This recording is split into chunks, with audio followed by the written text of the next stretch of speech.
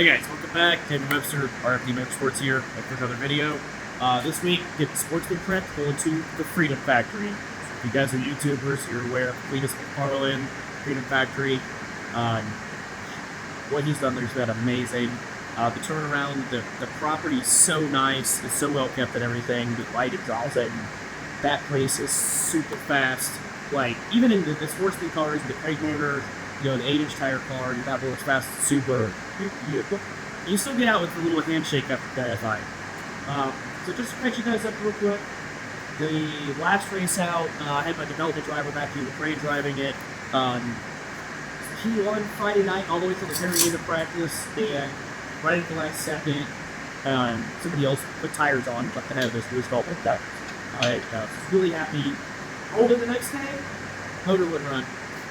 Like, breaking up, down on power, just absolute nightmare. I don't understand why race cars have to be like that. I'm so proud of how big it's good. Really good to have a shot to win. And obviously, Tim Sozio car, he said my half car, my protege from 5 years out, said his car fixed, like Mona said, it did win. And these two cars looked shop identical, so we're gonna have something that had a legit shot at a 1-2, I feel like. So I spent the last 2 days going through just checking off everything we could possibly cause a miss. At the track, we changed carburetor, we changed the box, we changed one stun wires, just going towards all the different things, and nothing helped. And it was weird because it was also overheating. It was acting like it was plugs were black, carry on. So I thought maybe I got it to 250 qualm. I got a cracked the head and something that sucks. I went home, the motor sputtered, but gripping this fluid wire right side. What did it do? I'm not watering the second one. And valve cover's off. I had the oil up there, looked brand new, so and Bez ran the pressure check on. They were all pretty within reason. And, it was on. So and I went ahead and changed distributor, I changed the ignition switch. I changed the ground location for the ignition, fired it up, and I struggled to get the timing, because the timing marker jumped all around. So, still not as sure. So today, before pulling the motor out, I was getting ready to give up on it, and this plays like a cam or timing chain issue. Alright, well, I added a ground strap from the edge to the frame. The motor's been bolted into the car for 3 years. I don't know why it's circulating around, whatever. I pulled all the wiring harness apart and went through each and every pin in every weather pack connector. And I found one I didn't like the way it looked. It's nothing definitive. But I went ahead and changed that out. Timed it again, put new plugs in it again. Did the plugs yesterday just from running it, timing it, in here for 10 minutes, the plugs were ground. Like, they looked really bad, but dry. It's like they looked like they were rich, but they were dry. So I was very confused. Like, it still seemed like a timing electrical issue. So with whatever else I changed on today, I drug it up with citrus, ran a few laps on it, ran great. So I had a crack in the brake rotor, put the rotors on it, then I pulled the springs out, and stiffen it way up because the soda is crazy rough, and get ready to go down there. If it runs again, like I said, it was great today, so I've had a lot of success with this car down there, so I'm looking forward to getting back. The grand reopening race at Cleetus took it over the first triple track that maybe 40 miles Sportsman, and I won back the next race. It was still like 38 or 39, won again. And the last 2 races I got second. The car counts have been over 30 every time, but I've never finished worse than second, but I lost my win streak, so they're going to get it back this weekend. A little extra motor maintenance this week, getting some fresh valve springs on the little 602 crate before heading down to Freedom Factory. We're allowed a pack spring instead of the stock springs these days, so they last a little bit longer, but he's been on here for a while, and you know, that place is fast. We'll make sure we got all we can get. That's how you know you're nearing the Freedom Factory. This year, you need to get a W-9 and get it filled out so you can get paid tomorrow night. Practice will start at 5 o'clock, go to 9. Crown Vics 10 minutes, Pier Stock 20 minutes, then Sportsman for the last 30 minutes on the hour. And then we'll keep that rotation going until 9 o'clock. Well, we're unloaded here at the Freedom Factory. Got through a driver's meeting. Practice just started. I was getting ready to hop in the car. I don't like to be in the first group, just let them blow the track off or whatever. And somebody oiled the track down. So it is nap time in the trailer until I hear noise again.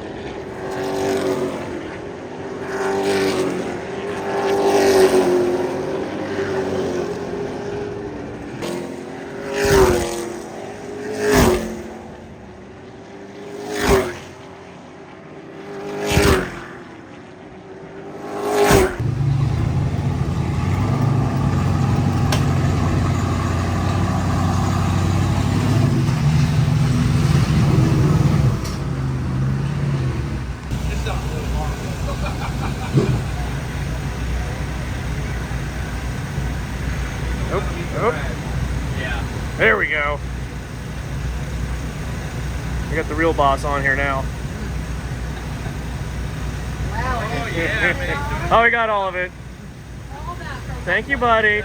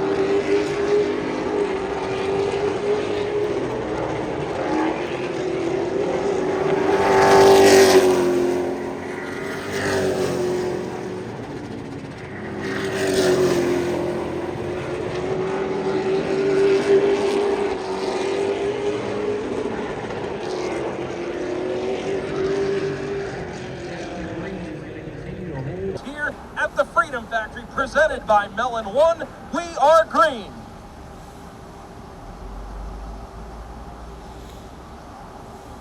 Daniel Webster on the outside in the #1 in the right foot down Motorsports, blue and yellow, looks to take the race lead and will so as they come by the speed shot to complete lap #1.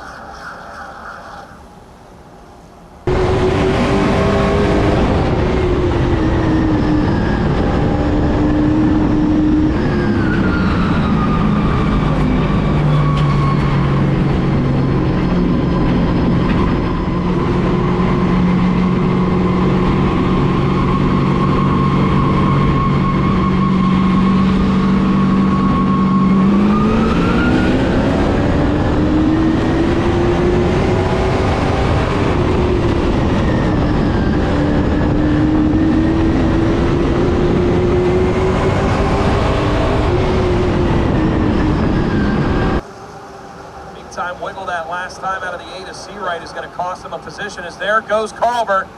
With these wedge body noses, you can get that nose up underneath the car in front of you.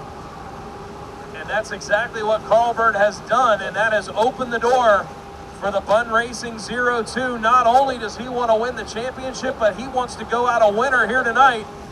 And Daniel Webster not very happy about that, as it looks like he's got his arm out the window. Webster looks like he's got a problem Maybe some damage on the left front. A car slow and headed to the infield is Lucas Hinton. And Daniel Webster not happy with the 0-2 of Dodge Carlbert.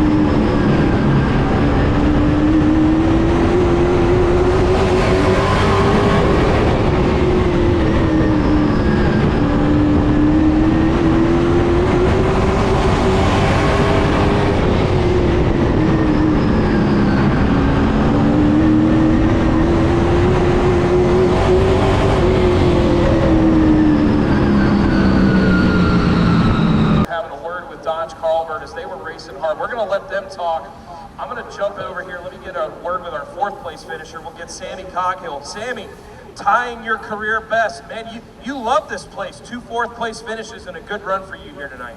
We wanted to let Daniel have his moment there with Dodge. What happened there at the beginning of the race? You guys were racing hard, but obviously we could see it there. You weren't too pleased with how Dodge raced you there. Yeah, I was just frustrated. It was so early. This car was so fast. I didn't feel like there was any reason to get into me and then bounce off me. And I just had the veteran talk of like, you're the one racing for a championship. I'm here in my second race of the year.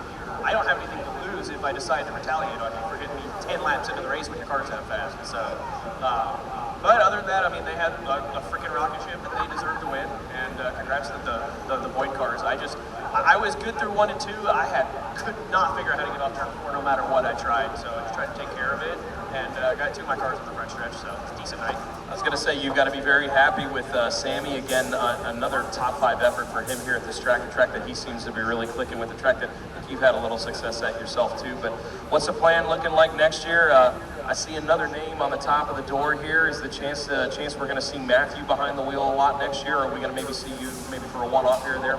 Yeah, I'm hoping to get Matthew back in it, but he's progressing so damn fast. I think we're going to probably lose him to North Carolina pretty quick. He's already tested a late model stock for the team that Honeycutt drives for a couple days ago, and he was fast time in Montgomery tonight in the Mods Mayhem. So for a middle schooler, he's on his way to do like real things in racing. So I'm hoping to keep him around as long as I can, and then see if anyone else wants to hop in for a few races. I want to focus, like I've really got my super program very respectable when we go travel. Like I've always been good at tracks that I'm good at, but like lately I feel like we've really stepped up at the big tracks out of state. And as a driver, I want to focus on my super program next year. So this thing will be here for sale or rent if anyone's interested in it. All right, well, there's a big super race coming up here in a little bit that I think you're going to have a good shot at.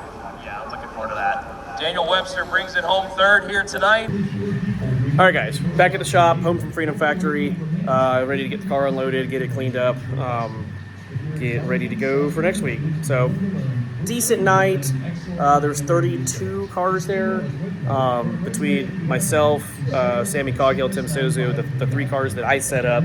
We qualified 3rd, 4th, and 5th. I led for a while, ended up settling into 3rd, just 2 free off. Me and Tim were P1, I think, the first 2 practices individually, and then the track it went through a transition and got really slick, and I never could get the rear lateral grip back in the cars. So we tried to snug them up and just didn't do enough. So I ended up 3rd. Sammy got 4th. I think that's his best finish in the series so far since he's bought that car.